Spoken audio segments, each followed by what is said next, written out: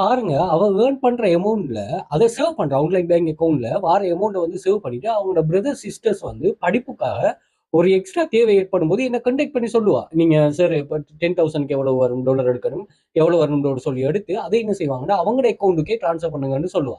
இப்படியான ஆட்களுக்கு இது சக்சஸ் ஆகாம யாருக்கு சக்சஸ் ஆகும்? உங்களோட நோக்கம் சரியானதா இருந்தா, உங்களுக்கு மறைமுகமான உதவி கட்டாயம் கிடைக்கும். நீங்க எந்த ஒரு விஷயத்தையும் சரியா செய்வீங்களா இருந்தா.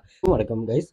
இந்த வீடியோல பார்த்தீங்கன்னா நம்ம கிளாஸ்ல இருக்கிற ஒரு ஸ்டூடெண்ட் வந்து $73,000 எடுத்திருக்கா. இது எத்தனையாவது அவரோட வித்ரோவல் நோட்டு சொன்னா நாலாவது வித்ரோவலா, நாலாவது வித்ரோவல் பிளஸ் வந்து மொபைல்ல ஒர்க் பண்ணியிருக்கிறார்.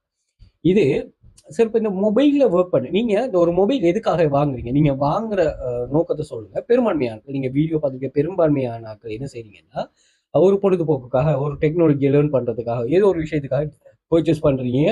10 பேர் எடுத்தா கட்டாயம் 6 பேருக்கு மேல நீங்க 6 பேராவது நீங்க இப்படியான ஒரு கான்செப்ட்லாம் இது பண்ணிருப்பாங்க. பட் வந்து அதை யூஸ் பண்ணிட்டு நாலாவது வித்ரோவல் ஒரு 73,000 பிளஸ் மணி ஏர்ன் பண்ணியிருக்கிறா.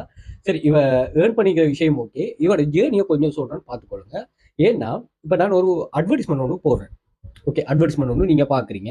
இந்த அட்வர்டைஸ்மெண்ட் பார்க்கக்குள்ள ஒவ்வொரு ஆளும் ஒவ்வொரு வகையா இதை பார்ப்பாங்க. இப்போ உதாரணத்துக்கு இதுல இன்ட்ரெஸ்டே இல்லாத ஒரு ஆள் பார்ப்பாங்க, அவங்க இக்னோர் பண்ணுவாங்க, அவங்களுக்கு இதுக்கு எந்த சம்மந்தம் இல்லை, அவங்களை நம்பி பேச தேவையில்லை.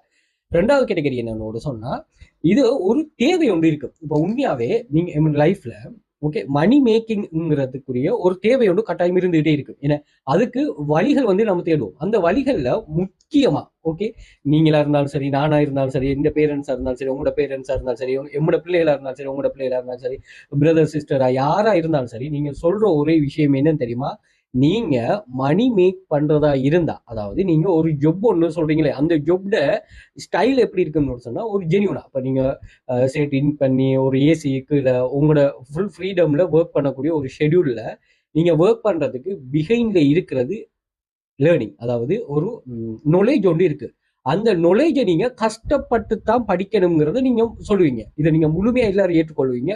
கஷ்டப்பட்டு தான் படிக்கணும். இப்போ உங்களோட பிள்ளை வந்து சொல்றாரு, நான் டாக்டர் ஆகணும், எனக்கு இந்த நீங்க சொல்ற மாதிரி மொண்டசரியோ அல்லது கிரேட் 5ஓ இல்ல கிரேட் 11ஓ படிக்கல, நான் டைரக்டா வந்து நான் யூனிவர்சிட்டி படிக்க போறேன் சொன்னா நீங்க ஏற்றுக்கொள்வீங்களா?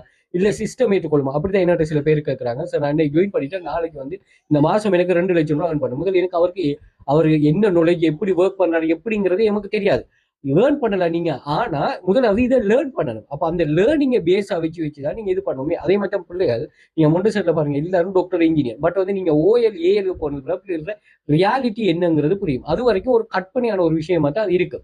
ஓகே, அப்ப இங்க வந்து ஏன் அந்த ஸ்கில் லேர்னிங் இருக்குதுன்னு சொன்னா, அந்த ஜொப் இருக்கு தானே, நீங்க எக்ஸ்பெக்ட் பண்ற ஜொப், அந்த ஜொப்ல இருந்து அந்த ஜொப்ல ஓனர்ஸ் வந்து